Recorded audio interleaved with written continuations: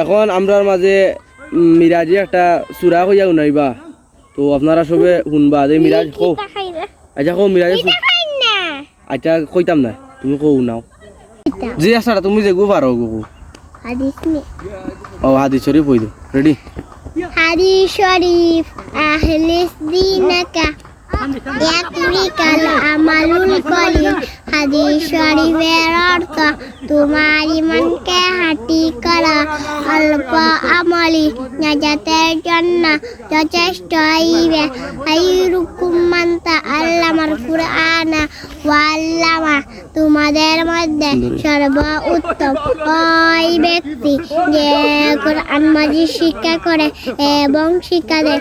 তালাবুল ইলমি ফারিদাতুন আলা কুল্লি মুসলিম। দিনী আলিম তলব করা প্রত্যেক মুসলমানের উপর ফরজ। আত-তুহুরু শাকরুল ঈমান, পবিত্রতা ঈমানের অঙ্গ। মিফতাহুল জান্নাতিস সালাহ, নামাজ বেহেশতের চাবি। আউয়ালু মা ইউহাসাবু বিহিল আবদু, কিয়ামতের দিন সর্বপ্রথম নামাজের হিসাব হইবে। শেষ নেই।